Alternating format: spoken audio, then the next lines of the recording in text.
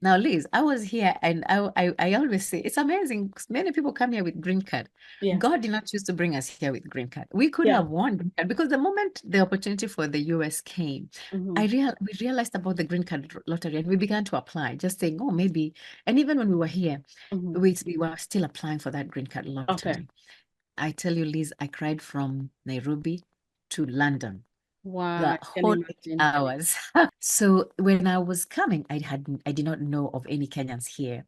So what I did was I emailed the graduate housing and I asked them if they could get me some, a place to stay. I'm coming on this time and I need some, a place to stay. And they responded with the apartment. But then this lady emails me a separate email and she signs it at the subject line Jumbo. And I'm like, oh, Jumbo. She saw my name and she's like, hello, Wanjiku, I know you're Kenyan by your name. And I'm like, yes, I am. So she introduced herself. She was Kenyan and she was working in that housing office.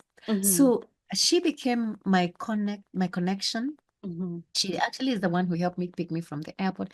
And her and her family really turned out to be a big blessing. But she and her family, picked me from the airport. When my family came in December, they helped pick them from the airport. They would help take us to church. Wow. In the course of the week, they helped me, now from there, they introduced us to other Kenyans. And so Okay. from there, we get a community of Kenyans and we got Yeah. family. Yeah. And so they helped us also go about, how to go about buying a car so that we can find our way around.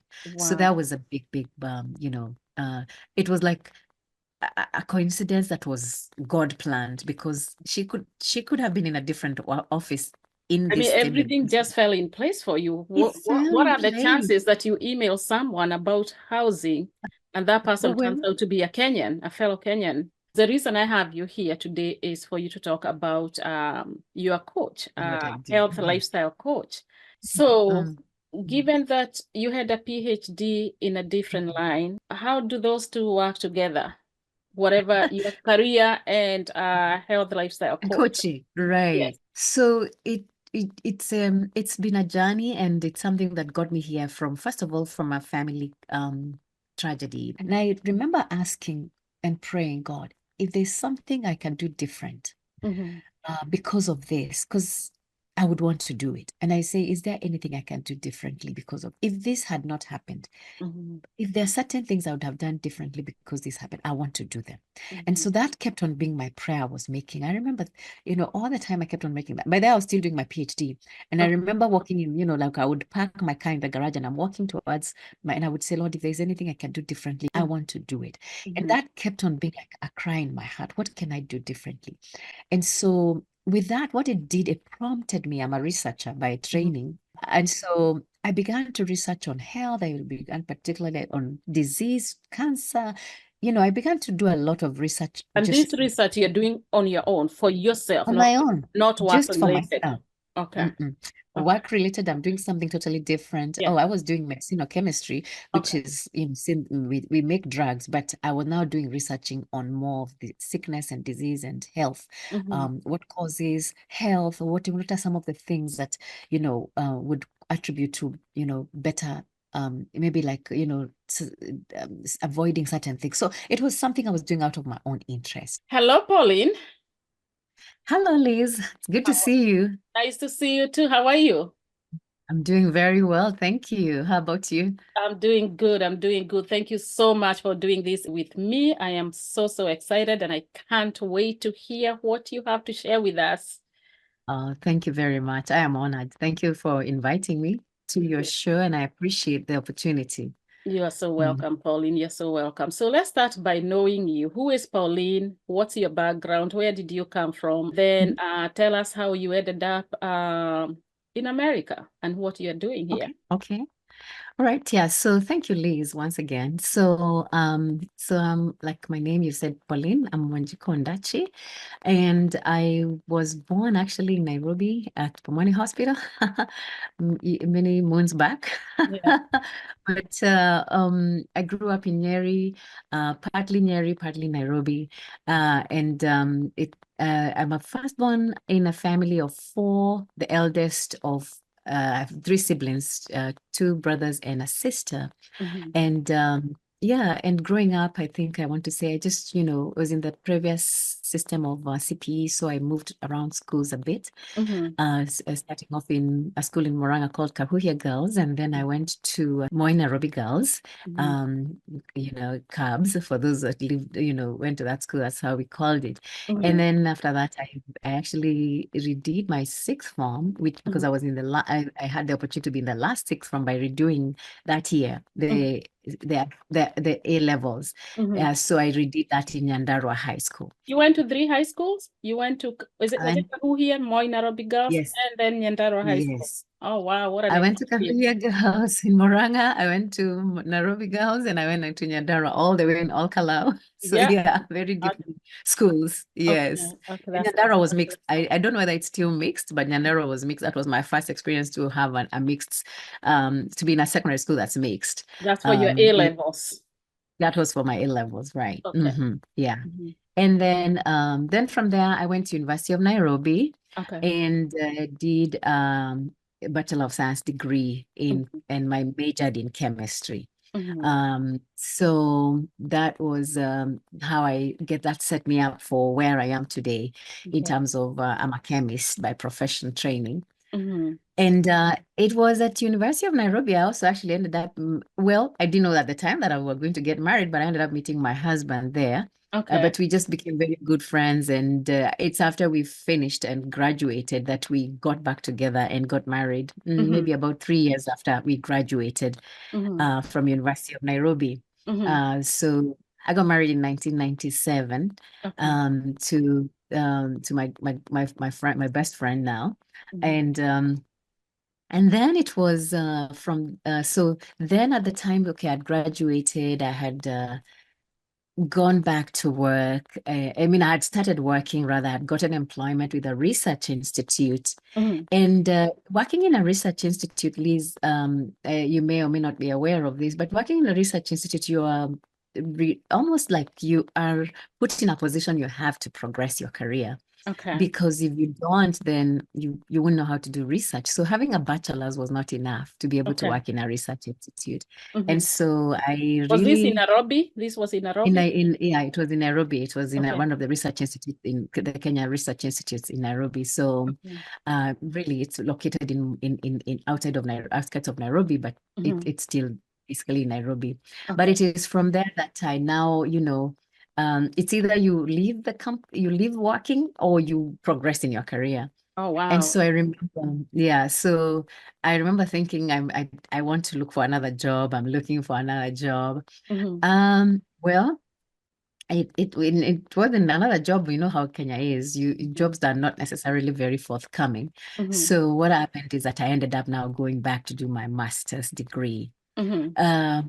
Something had happened that at the beginning of before I went back to do my master's year, Mm-hmm. as a born again Christian, I had, been following and listening to certain, messages that were speaking into my life. Mm-hmm. In one particular message I had read in a book, I had Mm-hmm. spoken to my life very much about, you know, having a purpose and that, I mean, the richest place on earth is the grave because people Yes. die with untapped potentials, Mm-hmm. things and gifts that they had and never utilized. And Yeah. that really, touched my heart. And it got me to say a prayer, Lord, I don't want to die with my potential that Mm-hmm. you gifted me, something that is in me that I'm not even aware. So I Yeah. began to make a prayer, whatever is in me, help Mm-hmm. me bring it out. Mm-hmm. And, it's interesting. Sometimes we make prayers and we don't even know what we're praying. Or when the answer comes, we don't even identify that it's a prayer we That prayed. was your prayer. That was my prayer. And Yeah. then I think it was just later that year Mm-hmm. that I got the opportunity to go and do my master's degree. Mm-hmm. And I'm thinking, oh no, I don't want to go back to school, Mm-hmm. because I had just gotten married that year. So a lot of things happened in 97. It's Okay. the year I got married. It's Mm-hmm. the year at the same time I went back. I don't know this opportunity to go back and begin, well, it didn't because of the timing of the starting year. I didn't go Yeah. back that year, but it's the year that I was admitted in to go back and do my master's.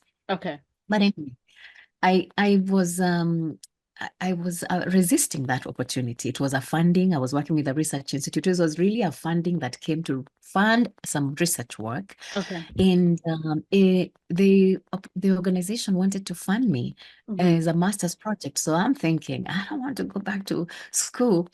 I want to do the research and not necessarily go back. So, sometimes we have these parts of us that so anyway, I remembered that prayer I had made. I remembered the book I had read, like the Spirit of God brought it back to me and reminding me, hey, remember the prayer you had made.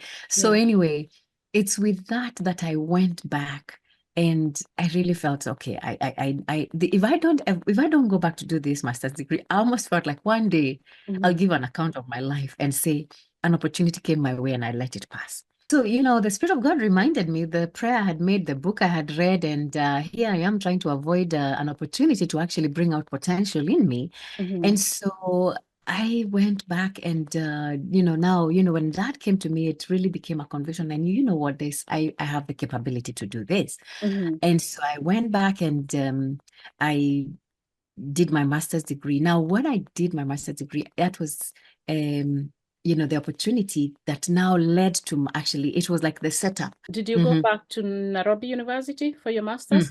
Okay. I went back to Nairobi University and, that's a whole story for another day, how I got to connect with my supervisor who helped me with my master's degree.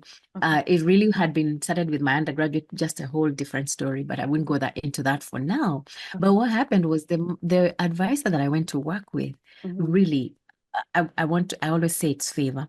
He really liked my work ethic. And he kept on telling me, you need to go on and do a PhD. Don't just settle for a master's. And the more he would tell me that, and I'm like, oh my God. I mean, I'm not thinking of doing a PhD. It had never been anywhere I had really thought of. I didn't wake up one day and decide. I mean, I was not the kind of person that decided I will go on and study and go on all the way to a PhD. But it came to me gradually.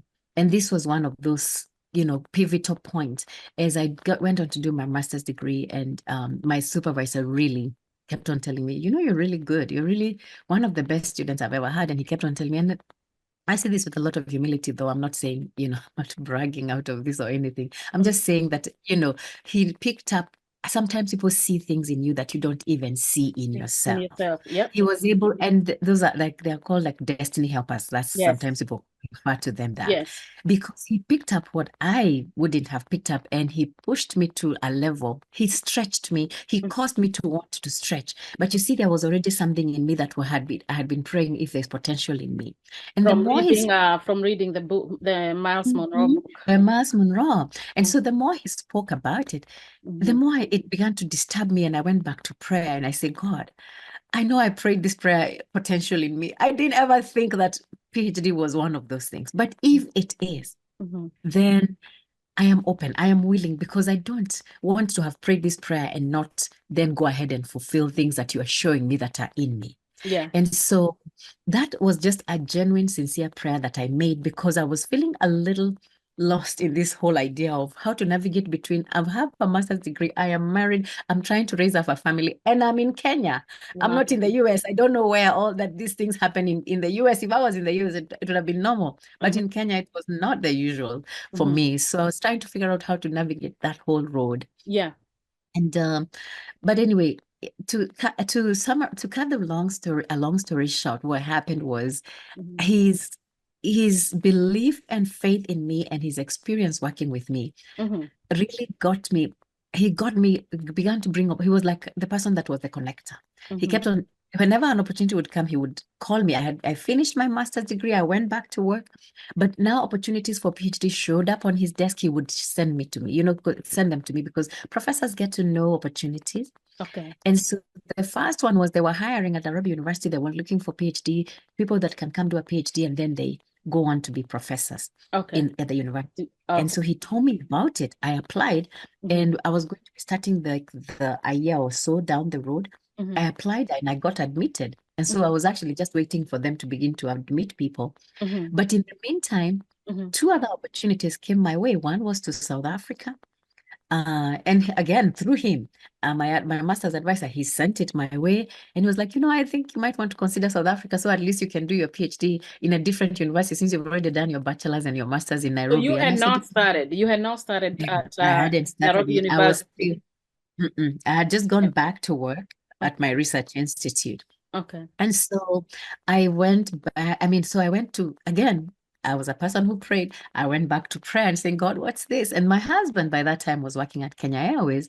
So we reasoned, well, so I'm filling in some gaps here that I had gotten married. Now I got a baby Yes. already, and I finished my master's, I got a baby. So we are filling in the gaps like, well, maybe I could go to South Africa rather, with my girl, the girl that was helping me take care of my baby. And my husband being working at the Kenya Airways, he could always come and visit us, Yep. And Okay. so it seemed a good idea. And so we Yeah. were like, okay, we began processing the thoughts of South Africa. Okay. It didn't even take 2 months. I think it was less than 2 months. My professor called me again, and he told me, no, I think I got a better idea. Oh my goodness. Oh wait, he tells you about going back to Nairobi University. You were Right. set up for that just I before apply, I get admitted, and I'm just waiting for a year to come. just before you do it, another opportunity shows up in South Africa. Another opportunity. So yeah, because one of his friends was in Kenya visiting, saying, I'm looking for a Kenyan student. Do you know of a good student? And so, yeah, I know of one. Immediately he called me. He told me about, going to South Africa. He said, you can have a different experience. And we looked at my husband. It was, there are certain things that stretch you, but others are within the comfort zone. South Africa was within the comfort zone. Yeah. And it's doable. Why not? So, anyway, we were like, okay, and we began changing dynamics now to begin to put the paperwork for South Africa. It wasn't even 3 months later, before the year, by the way, of starting the University of Nairobi is over.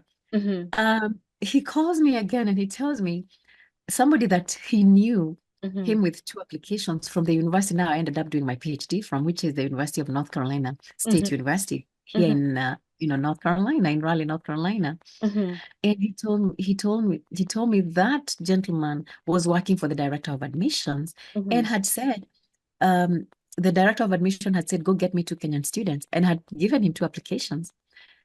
Out of the Chiroma University, there were many professors. One of those 2 admission letters landed, application letters rather, landed in my advisor's desk. Wow. And this gentleman, whom I got to know now well when I came here, this gentleman told my advisor, if you know of a good student, ask them to apply, they will be admitted. It was like and there was a teaching assistantship. There was a guarantee. It was guaranteed. There was a guarantee, and there was a teaching assistantship, so it was going to be, the tuition and all were taken care of. Wow. There was a stipend and all. So I was like, I didn't know about it. My advisor calls me and tells me, do you have a moment? Can you pass by? If you have time, come by one of these days. Because by that time I was back to work, and I was back to my normal life. And so I scheduled one of the days, an appointment with him, and got to see him. And then he told me about the coming to, the opportunity for the US. I remember those are the days, Liz, when there were coin boxes. You make calls on coin boxes. Yes, I remember. You go to the phone booth. I know. You put some quarters or shillings, whatever it was. Those red boots, right? Yes, you look for coins. So anyway, I went to one of those red boots and called my husband as soon as I finished with my professor, because I felt like my head was going like this. I'm like, what? Like so in the span of just a few months, you've moved from going to Nairobi University to South Africa and now to US. To the US. Wow. And my advisor had done his degree here in the US. So he was telling me US is better because you can go with your husband and both of you can progress. Yes. And that made a lot of sense. But then the idea of moving, good Lord, when you have never thought about it, when you have never and you have planned a young family, you still like a young family. By How this old time, was by the way, baby? How old was the baby? By this time, my baby was about 6 months. 6 months. Yes. So, and so the whole idea of even applying, I'm thinking when, but there were a lot of things that needed to be done. I needed to do the English exam, it's called the GRE, the graduate record exam. So that gave us a bit of time, I needed to pass those. and be able to so that my application can be complete. So Okay. that gave us a bit of leeway. My baby was going to be grown a little bit. Okay. But I would have probably left initially. I was supposed to leave like the January, the spring application, and by that time my baby was a year and 3 months. But then I pushed it to the fall, so at Okay. least he could, I could get a Grow little a bit, little so bit he could more. grow on a little bit. Yes. Okay. And so, but that is now in summary, that is how I ended up coming to the US. So first, now I was trying to come. The idea is, how do I even come to the US? What about my family? Those were now the decisions we needed And to the make. USA, you cannot bring your house girl like you're planning to do for South Africa. Here, you can bring your I house help. considered it. Yeah, I considered you it. can bring your house help here. I Like, did try. I'm coming with her. She's my house help. Wow. Yeah, so I did try, thinking that it was possible. Oh, even just getting the whole, not even getting my husband and my child to get a visa, let alone somebody like to come and help me. It was, it was a journey because I couldn't get the paperwork done for my family. So I needed to come first. And later on, we realized that was the better thing to do because, I was able to then come and settle prepare and put and stuff in settle. place. Yeah. Exactly. Settle and be able to, be able to know my way around before coming with a baby even. So, but the act of leaving my baby, oh, Liz, I tell How you, was I that? never forget. How old was the baby by the time now you are actually I leaving? left by beginning of August, and he was going to be turning 2 by the end of September. So he was So about about 22 2. months. Okay. 20, yeah, Wow. just about shy of his 2 second years. birthday by 2 months. Wow. So end of September, when I was already here, I was beginning here by August 3rd. So I definitely needed to leave him. He was still nursing. I went to the airport when he was on my chest, nursing, oblivious that mommy is going to be in the flight for the Wow. next. Oh my gosh.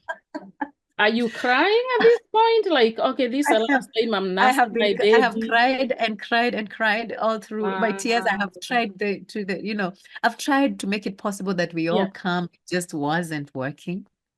And so I had to accept that I would come alone, and then I would have to leave him for some time. So the arrangement we made was that he would go with my girl to my mom's house, and then my husband would be settling, trying to clear everything, and they could join me at a later time.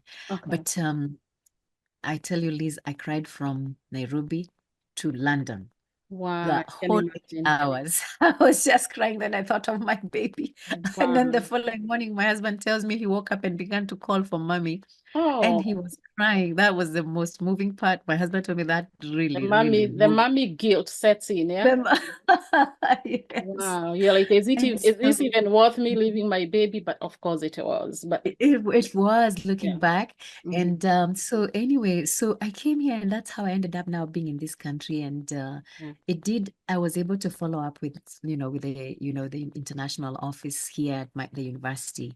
That's University of North Carolina State University. And, I was able now, they finally got to join me by 4 months later, by the end of that year, because they 4 came here in months December. after you got here, they joined you. Yeah, 4 months That's not a after long time. That's not a it long wasn't a wait. long time. It Yeah. wasn't a long wait. I'm very Yes. thankful for that. Yes. But the amazing thing is, my baby had forgotten me. Oh my gosh. I That's bad. tell you, 4 months is a long time in the life of a young one, because those days we didn't have videos, FaceTime, Oh, or so you WhatsApp couldn't like call. video So call, where you like could video we have, call and talk to yeah. the baby. So all that the baby knew was mama, my mom left. I could call and he could hear my voice, but even on the phone, he He couldn't doesn't speak. He was even, only 2, yeah. So it was probably now So thinking you are a back, total stranger to him, 4 months it was a old. traumatizing effect. And by the Wow. time I came back, they came join me. I was so excited at the airport to meet him and So meet you thought them. he's gonna come running to you, mommy, mommy. I'm the one running to him. And the moment first of all, the whole flight here, it had been traumatizing. He cried the whole way because he was already 2. The air the air hostess insisted that he has to have his own seat. So the Oh, noise in the yeah, aircraft, yeah. that whole journey was traumatizing. And then here I am taking him from daddy, the Wow, one he has been seeing for the last 4. not gonna He happen. cried and refused that I should hold him. And that continued for it probably took about 3 months, almost the equal amount of time for him to finally come to the terms of um, allowing me to actually touch him, change him, feed him, all those things. Wow, Yeah. So that's crazy.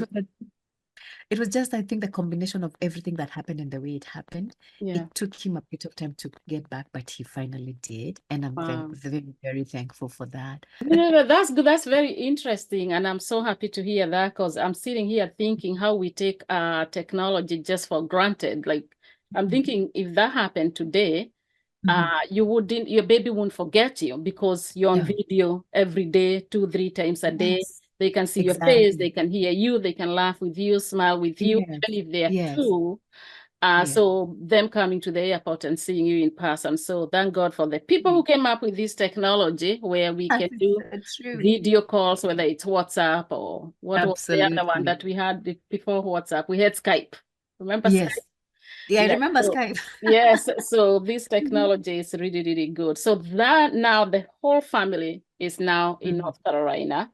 Mhm. So you still in school, your husband goes to school. Who is helping you with the baby? What are you doing with the baby?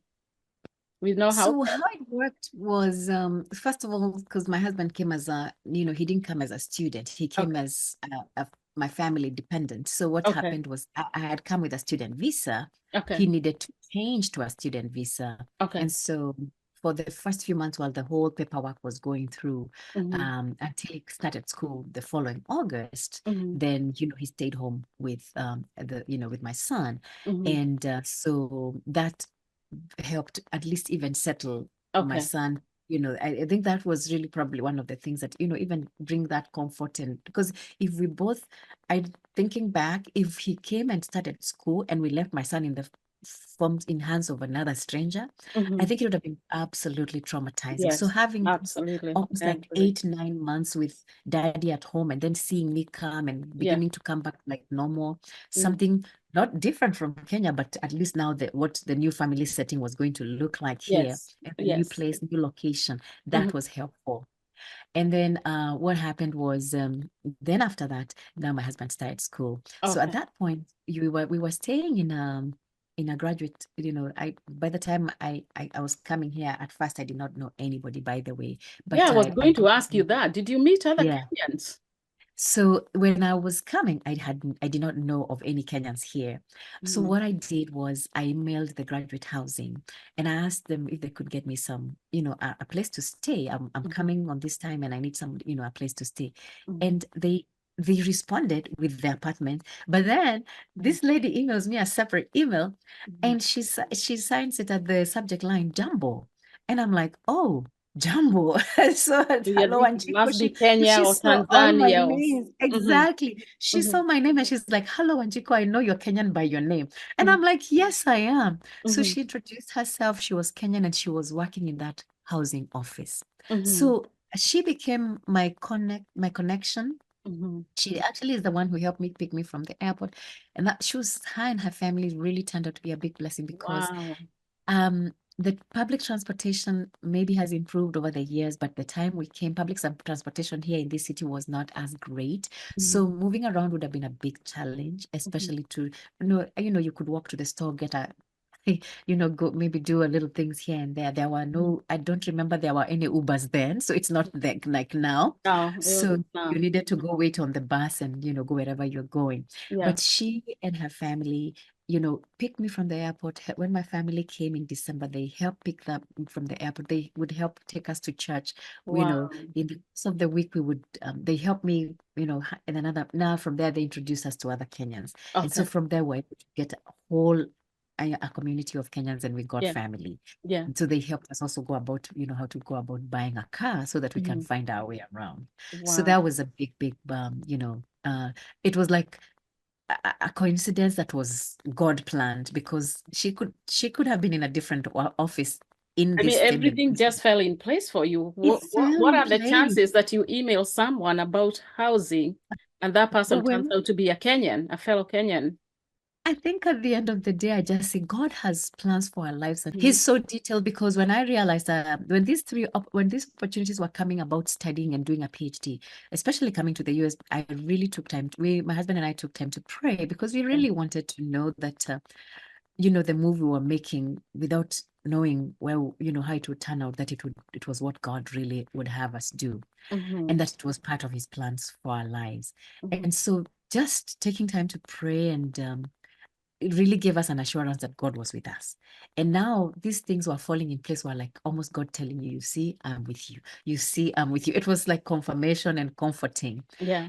It wasn't easy, but at least there were certain things that were coming to show us that you're not alone. And I Yes. always say the fact that something is difficult doesn't mean that God is not with you, but Yeah. He'll always give a sign that He's with you. And so to me, those are some of the signs that were telling me, I'm with you.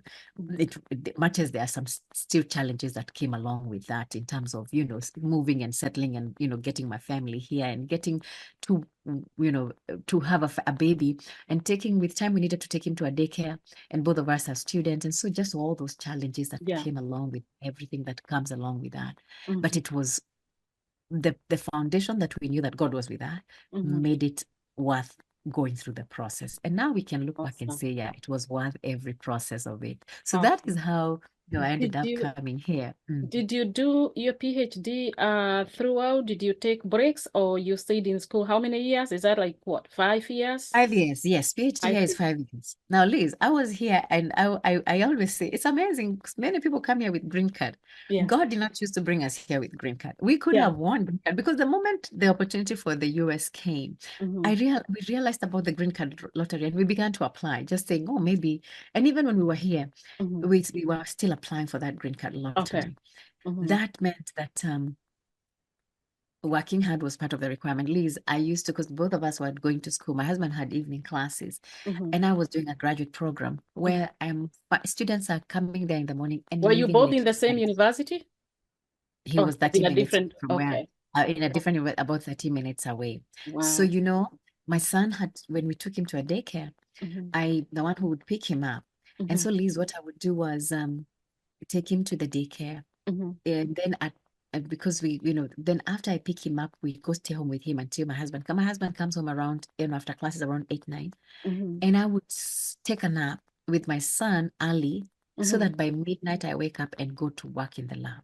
So Wow. between midnight and 6:30 in the morning, Mm-hmm. I'm putting in my research work. Mm-hmm. So that by 6:30, I go home, take a shower again, Mm-hmm. get my son up, and drop him, because his daycare was very near. His school was by that time he had started school. His school was very near where I was Okay. going to university. Drop him to his school, kindergarten, first grade, those years, and then I go on to do my research Wow. until 3 o'clock is when school is over. Now by the time he started school, That's a so that by lot. 3, I had talked with my professor, and we had come to an agreement that I can leave at 3 Mm-hmm. and then come back at midnight so that I Okay. can make up as many hours as the Okay. students who are staying. Yeah, so that was what it took. It took And that's a what lot you did for the 5 years while you were in school. for the 5 years when I was in Okay. school, just working around whatever it took to be able to put in extra hours over the weekend when my husband is not in school, Mm-hmm. extra hours on Sunday, Mm-hmm. and extra hours in the night. And I was so thankful that, in 2008, I finished. Mm-hmm. And then I was my connected to somebody that knew my supervisor who was looking for somebody, with my area of specialty. And Mm-hmm. so I got a job in the Research Triangle Park, and I think that is how basically we got here. And then from there, got on to become green card holders, got on to become, citizens. So that's been my journey. Right. The reason I have you here today is for you to talk about your coach, What I do. health lifestyle coach. So, Mm. Mm. given that you had a PhD in a different line, how do those two work together? Whatever your career and health lifestyle And coach. coaching, Yes. right. So it's been a journey, and it's something that got me here from, first of all, from a family tragedy or Mm-hmm. calamity. I don't know which is the Mm-hmm. right word here, but we lost my mom at 58. Mm. That was back in 2006. I Yeah. had just come to this nation in 2003 August, and by January of 2004, my dad called me and told me my mom was unwell, and we hadn't had anybody in our family, suffer that kind of illness, but it was cancer of the esophagus. And within a year, she went through the treatments. I remember that was all of 2004, 2005. She began, to feel, how when they're treated, somebody can feel, feel so much better. And by 2005, really, she was good. The cancer recurred, and this time when it recurred, it was really a big bout. And I had just been in this country by that time, for about 2 years. And it was in my third year now that my dad told me, since you haven't seen your mom, since she got unwell, if you can come. So I couldn't come when I was teaching. Yeah. And I was having classes, but we agreed that I'll take as soon as we get the summer break, not summer break, the break at the end of the summer, then I'll go to Kenya. Okay. So that was August of 2006. And so I remember we left this country, the three of us, my husband, my son, and the beginning of August. And I did not realize just how sick she was until I saw her. Because then those days also, 2006 is not too far, but we still didn't have WhatsApp and a lot of video. No, we did not. Yeah, so it was just basically phone call. And on the phone call, you would say hello to somebody, they sound, like they're fine. But and she was fine for, some of those times. But when I went to see her by August, she was really, really sick. Wow. And it really took me aback. What I did not know is that by that time she had already been telling my dad she's ready to go, and she had already been telling my siblings, how she wants them to leave when she is gone. Now they hadn't told me because they didn't want me to be impacted so severely. Yeah. So they wanted me to go, so that's how come my dad, since just come. So I went, and so, but by the time I went, it was to me a big shock. And I remember, she passed away at 58, and I remember coming back after all was done, and we, and I came back, and I remember thinking to myself, at 58, I felt like my grandma, by the way, her mom lived to be 92. She died before her mom. And my grandma lived to be 92. That's my mom's mom, and my other grandma lived to be 90. And I remember thinking to myself, if mom had lived to be like her mom in her 90s, she would have seen, I began to calculate how old my son would have been. She'd have seen a lot. And I felt like, sickness and in fact, and sickness took her life at a very young age. And I remember asking and praying, God, if there's something I can do different because of this, because I would want to do it. And I say, is there anything I can do differently because of, if this had not happened, if there are certain things I would have done differently because this happened, I want to do them. And so that kept on being my prayer I was making. I remember, all the time I kept on making that. By then I was still doing my PhD. And I remember walking in, like I would park my car in the garage, and I'm walking towards and I would say, Lord, if there's anything I can do differently if my mom had not died, if there's something I can do differently now that my mom, that because of what the fact that I lost my mom, I want to do it. And that kept on being like a cry in my heart. What can I do differently? And so with that, what it did, it prompted me. I'm a researcher by training. That's how, when you do PhD and masters, that's what you do. You do research. And so I began to research on health. I began particularly on disease, cancer. I began to do a lot of research. And this research you're doing on your own, for yourself? On my own. Not work just related. For myself. Okay. Work related, I'm doing something totally different. I was doing medicinal chemistry, which is, we make drugs, but I was now doing researching on more of the sickness and disease and health. What causes health? What are some of the things that, would attribute to, better, maybe like, avoiding certain things. So it was something I was doing out of my own interest. And I kept on that. And it was so much so that I learned quite a bit, enough to be able to be telling people, certain things. And as I began to tell people certain things I was learning, they also began to get interested, and people would begin to ask me questions like, what about this? And then I would talk about it. So what I did, it actually caused people to invite me to talks. And so I started in small groups, just giving talks on health. And you're giving talks on health based on what my you're research, researching, not because that's your field, but not just because it's your my own field. research. Oh, It's just a wow. passion. It's just a Yeah. passion I have developed now with Okay. time. Now, this is years later. I'm just something it's grown over time. Yeah. And I'm talking to people, especially I logged into health summits. I paid for health summits that were, online. I did a lot of investment in my own self just so I can get more and more knowledge. And I would talk to people. And so that was an area that I was pursuing. And as a result, I got invited even to women's conferences Wow. and workshops. And I have done that a number of times just to give health talks. Now, that was one aspect of that got me interested. But what really catapulted me to do what I'm doing today were two things. One was I'd been in this country now for almost 10 years, not nearly 10 years, when I got my baby. And I got my baby in 2011. That's your second baby. That's my second baby. My second baby, who's a daughter, a precious daughter that I love. I got her when I got pregnant when I was 40. And of course, all the things that the doctors tell you about being pregnant at that age, and very bad reports. And I just believed God. I mean, I said, I will have this baby. My baby will be fine. My life has been filled with, just believing God through and through. And yeah, the baby was fine. And I was fine. But what happened was I noticed this with my first baby, that whenever I get pregnant, I got pregnant the two times, I added a lot of weight. Now with my son, because I came to this country when he was 2, that experience of moving and being a student helped me shed off the weight. The stress. It was not a struggle. The weight just went, But now with my daughter, the weight was going and not going. It's and like you're 10 years. You're also 10 years older. So I just wasn't. I didn't know what to do to be able to lose weight. So anyway, I would lose and gain.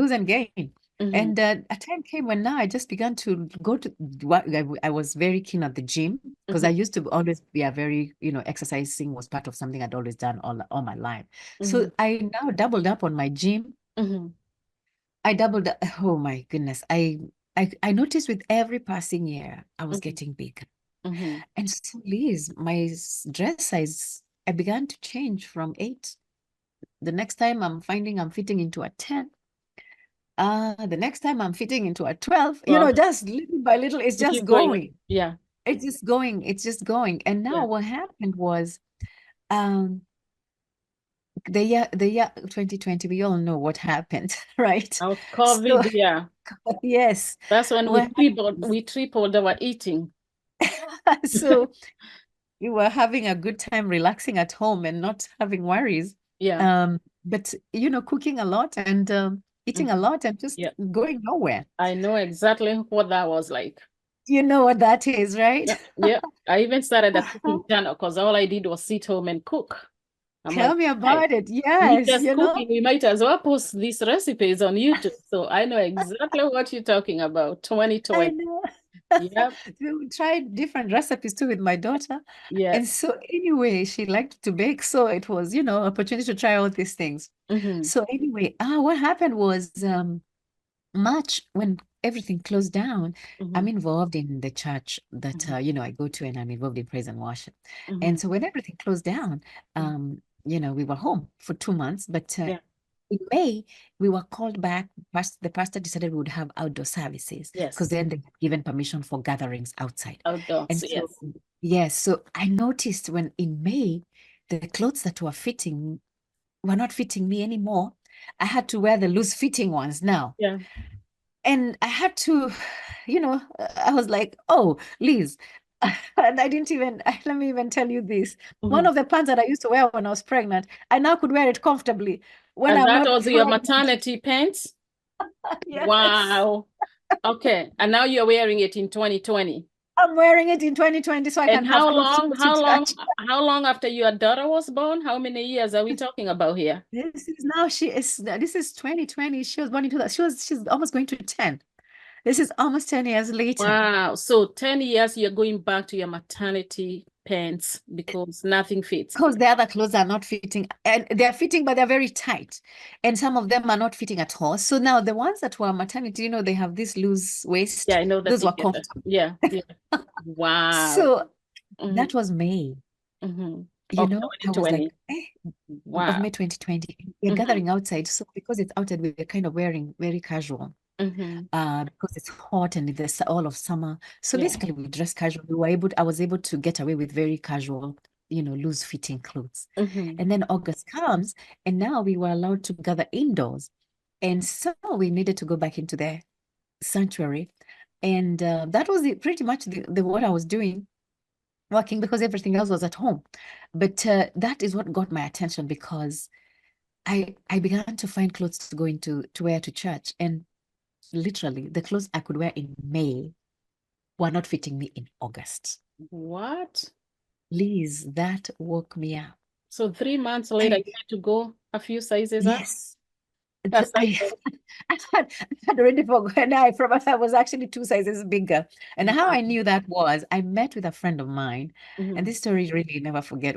It's always part of this whenever I talk about this, because I met with a friend of mine, and she was excited to tell me a certain store is closing. It's a women's. It carried women's clothing, and Mm-hmm. it's clothing. We had met there a couple of times shopping. It had nice, unique wear. So they were closing down because of COVID. A lot of stores closed Yes. down. Mm-hmm. And so they had a clearance sale Mm-hmm. for closure. And so it was like, she was saying between 70 and even as much as 90% Oh, off. we Oh, love those clothing sales. like, so Those she are was the like, best.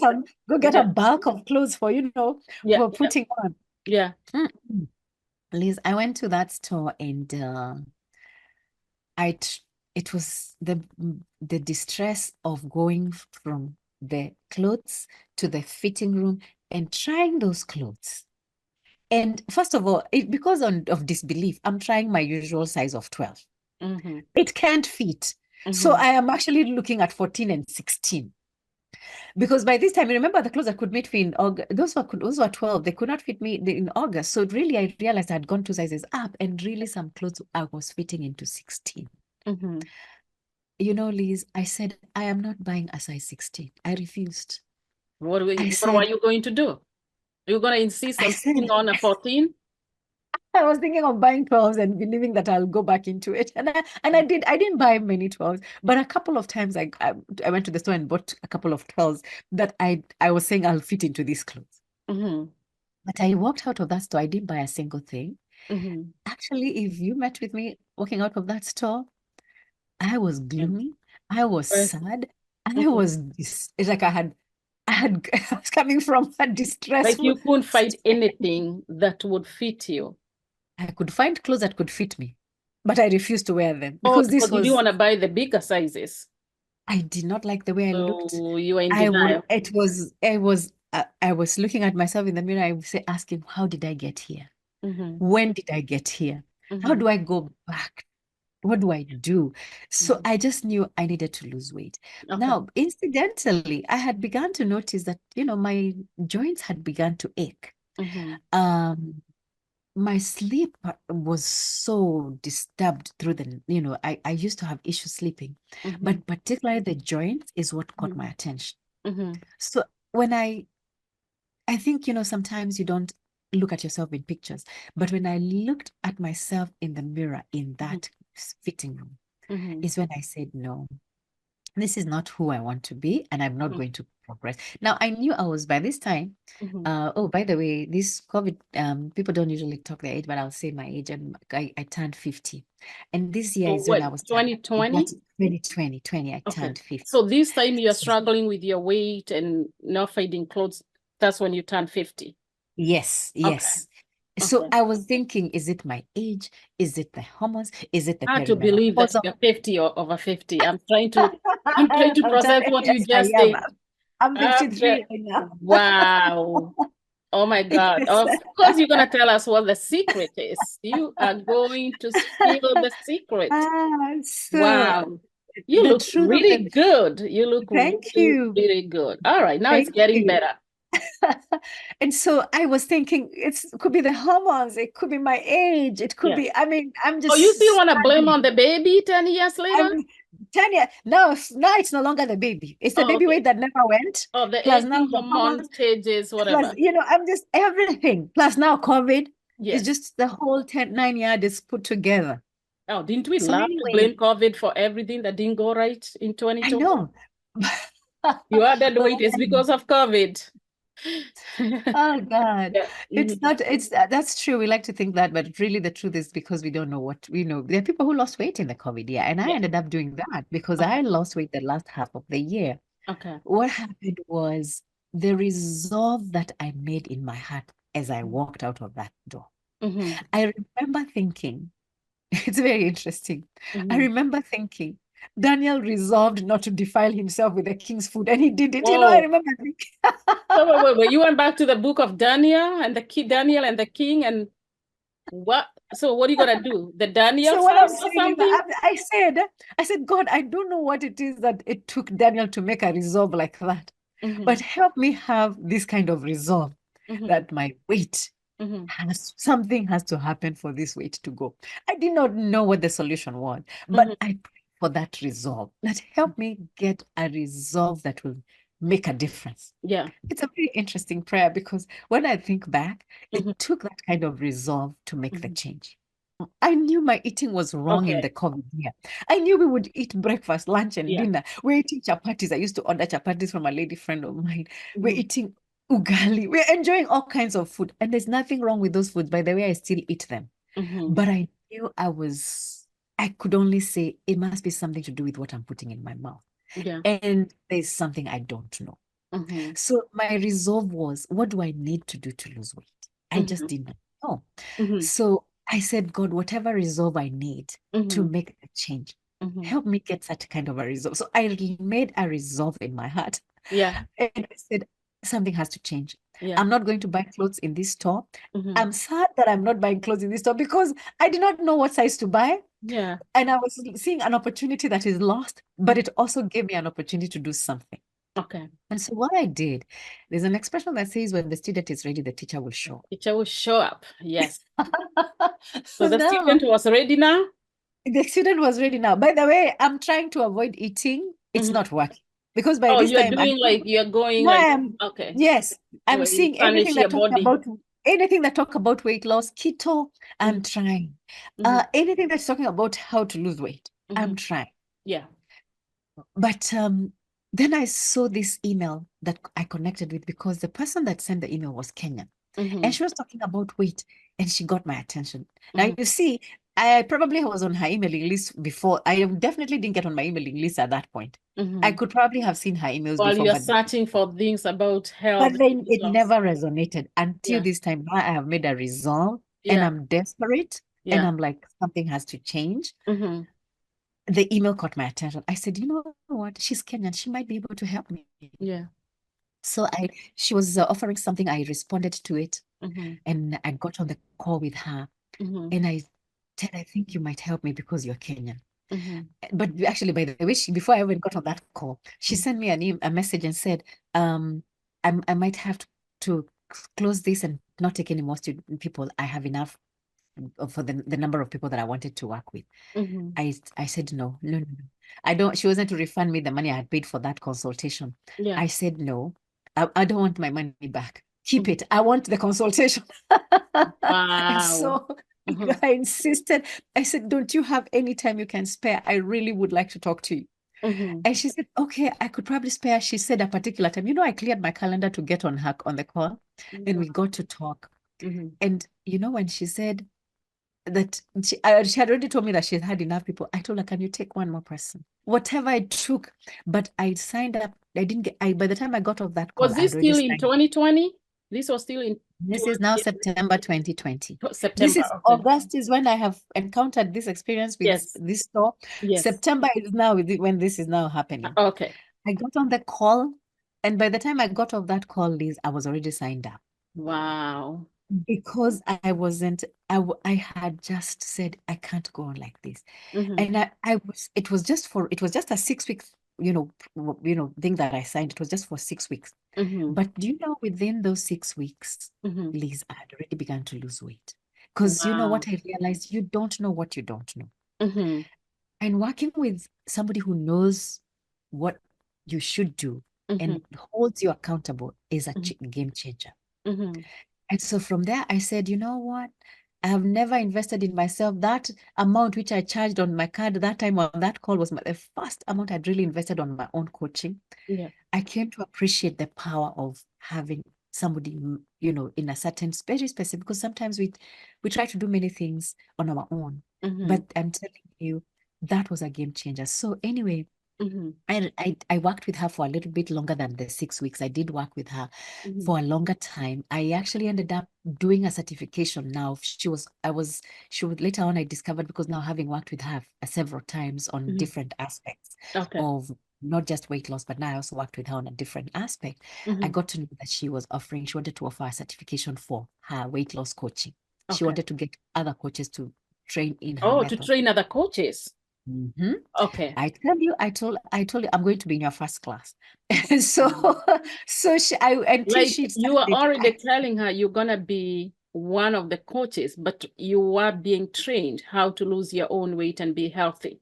Yes, so I lost weight with her, and so I didn't. I fast forwarded. Let me go back. That I worked with her over a period of probably going on to 5 months. Okay. And I continued on my own. Okay. But by the time we parted with her, actually by the time December came around, between September and December, I remember the end of December stepping on the scale, and I had lost 30 pounds. How many? 30. 30? 30. In 4 months. Oh, that's awesome. That is awesome. And then now, because usually the first weight that you lose comes off easily. Okay. And then after that, it slows down. So it began to come slowly. But by the end of it all, I had lost about 53 pounds. What? Yes. And not only that, but what I realized is the method that I learned, which I now later on also now became a coach for, it was helping me not only lose weight, but really develop lifestyle, how to eat, our regular foods, and how to eat when you have events, and how to make adjustments. And all that was helpful, because now it wasn't just losing weight, it was incorporating it as a lifestyle, so that I don't just lose the weight, but I maintain it. Then you go back to the bad habits and exactly. So it's now developing new lifestyle. And when my husband saw me. Question for you. Sorry to cut. Question for you. Did you work out at the gym when you lost these 53? What was the period where you lost 53 pounds? How many months? So I lost within the first. There's a place I didn't. I think I want to say within 9 months, because the first 4 months were like were the 30 pounds, and then the next between the next 5 months. Then you lost. I lost slowly, and, okay. And I went back. Was there a gym involved? That's what most people, curious minds, want to know about gym, because we don't like gym. Not once. I didn't go to the gym even once. I didn't work out even once. If you're losing weight, which is a good thing, that was really good, and I think the fact that you didn't lose it like in 1 week or in 1 month was spread out. But if you lose that much weight, people lose 50 pounds, 70, 100, whatever. What do you do with the skin then? If you're not working out to tone and firm your skin, what do you do with the skin? That's a great question, actually. Liz, because you're not losing. So first of all, this is the weight that you're losing, about 2 pounds a week. If you do too much, it's like 3 pounds. And at first, you lose a lot, because a lot of that is like, water weight. But as you begin to to continue, what you begin to lose is actually your fat. So you're actually doing fat loss. And because you're doing it so steadily and gradually, Yeah. the body just, you don't have any loose skin at all. I can tell you, I have So you are saying absolutely. if you do it gradual, not like boom, in 1 week you've lost like 15 pounds, the following week you've dropped another fat. So if it's gradual, you are saying you don't end up with hanging skin. No, you don't. No, you don't. In actual fact, now if you're going to the gym, what the gym does, the gym it depends on whatever you're doing. You could be doing cardio and all, but if you're doing the gym, what you would probably want to do at the gym is weightlifting, because lifting weights just builds your muscles, Yeah. and your muscles burn more fat for you. So Okay. actually, you may tone up your muscles, and when you tone up your muscles, your body looks toned. And so that's the thing. But by the time, hanging skin, no hanging skin. Okay. Okay. Yeah, absolutely none. Oh, wow, that's amazing. That is absolutely So, amazing. and you know the thing also is that you discover that it's so gradual. You do not even feel like you're losing weight until you step on the scale. All the And start so getting, you're not denying yourself. yeah. It's not deprivation. So you're not like struggling to lose the weight. It's So almost basically, like, what you're saying is you still eat the same food, so they don't need to worry about cutting out ugali and chapati and no, mandazis. no. No. So the only thing is that, so things like you will watch there's definitely a part for what you're eating, watching your portions. There's an aspect of um certain kinds of food are not as beneficial, so you limit them or minimize them so that you can be able to see progress. And so then the other thing is, but you'll eat your carbohydrates. If there's a choice between ugali and cake, you'll eat your ugali as your regular meals, and then cake will be a treat once in a while. So Okay. that's the idea. So you don't deprive yourself of the cake either, but then how you don't eat it every day. If you eat it every day, then you will Of course. negate Yeah. what you're doing. Yes. Yeah. So basically it's the same food. So you're just talking about, because that's going to be your lifestyle. You don't want to, like, for the next 3 months or 6 months, this is my diet, and then you lose the weight. Then after 6 months, you go back to your old habits, and all that Yes. weight just come back.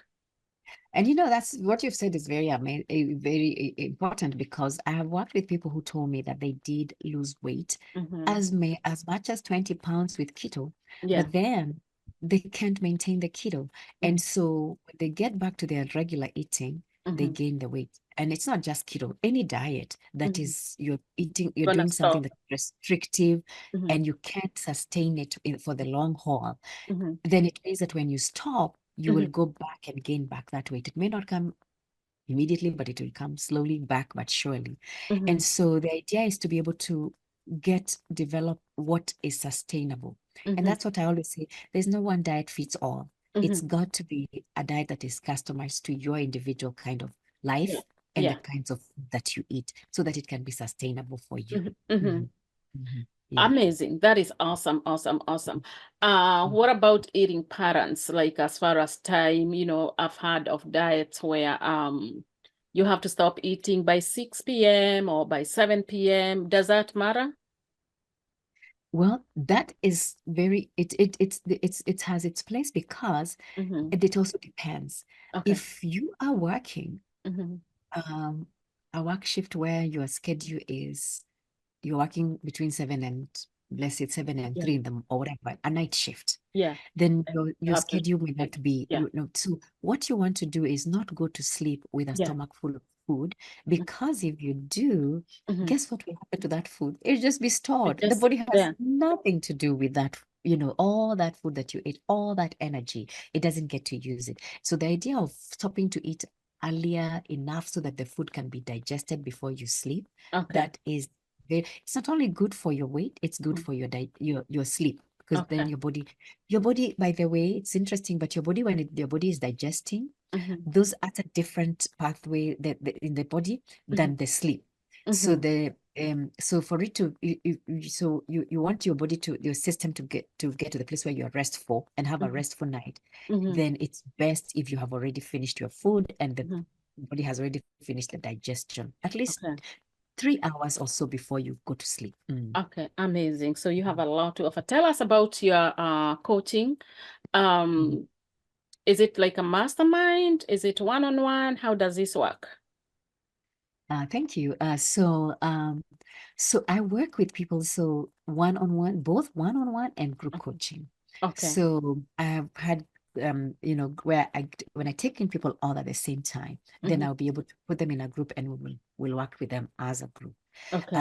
Then there's, of course, the one-on-one where I would take somebody, maybe have a discovery call, get to know what they're looking to, to lose, or what their situation is, and then we'll work one-on-one. So I've had a lot of one-on-ones, but I've also had some group coaching. Okay. And it's all dependent of if I did like something like a master class, and then I invited people to sign up, and then they all signed up at the same time, then I'm able to do group coaching. Or if I announce a program that is starting at a particular time and people sign up, then I'm able to start with them as a group. In the meantime, I'm having people that are reaching out to me, and I work with private coaching. Okay. All right. Yes. Awesome. So before you take them, let me back up. You said you do a discovery. Discovery is like discovery consultation. call. Is it a consultation? Yeah. That's like just a free call, complimentary call, where I get to know about you, your situation. Because like I said, when I work with people, I want to know whether somebody is a good fit for me. Yes. And whether you also want to know whether my program is a good fit for her. For them. So the discovery call is for them to know about what I have. And then I get to know what they're trying to achieve. And then we will know whether we are a good fit for each other. And then we can agree from there to work together. Okay, and that's usually free. So it's kind of like some type of free consultation with you. So you get to know them, they get to know you, and you'll decide whether you're a good match. We all decide whether we can. Awesome. This is very exciting, very, very exciting. So how can they reach you if they wanted to either do the discovery, see whether they want to join, either one-on-one or even your mastermind? How do people connect with you? Okay, so I'm on social media, and particularly specifically I'm more on Facebook.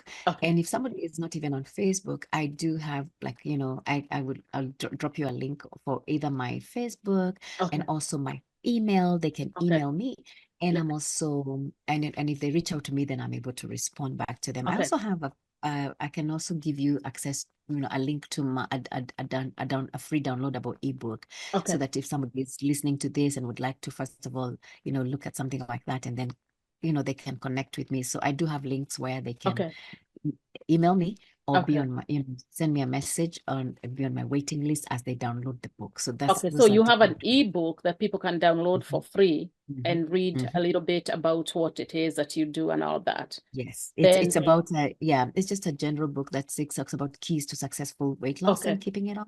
So yes, I give them a little bit of intro. Question. You do this virtual, you're in North Carolina. So if somebody's in a different state or a different country, they can still work with you. Oh yes. It's virtual.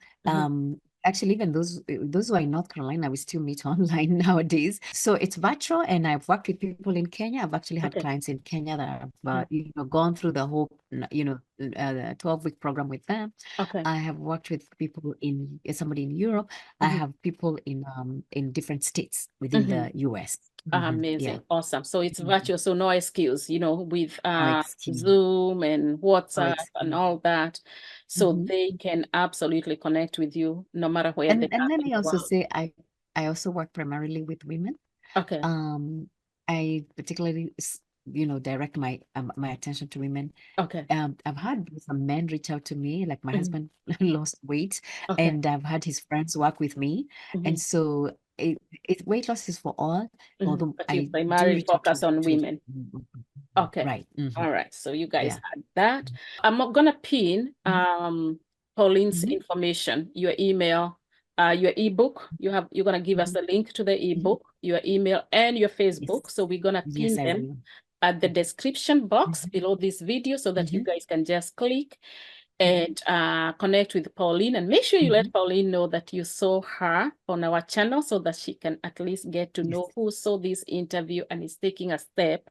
But in closing, I wanted to ask you whether there is something else you like to add, something you didn't say. I know there's a lot to share, but they will reach out to you because a few months down the road, we'll bring you back. So we see if you got some new clients, we get to hear what their progress is like. But is there anything else you like to share? I just want to say, maybe just to encourage anybody out there feeling like, I don't know that I can lose weight. I've had people who've come to me who told me, I don't think I can lose weight because of different reasons. Cravings, I don't think I can leave this food. I don't know that I'm too old. I've had somebody as old as 77 working with me. And it's all you need to do is make a decision that, because your health is your wealth. That's what they say. Your health is your wealth. I just want to encourage, especially ladies, we carry so much on us and so many people depend on us.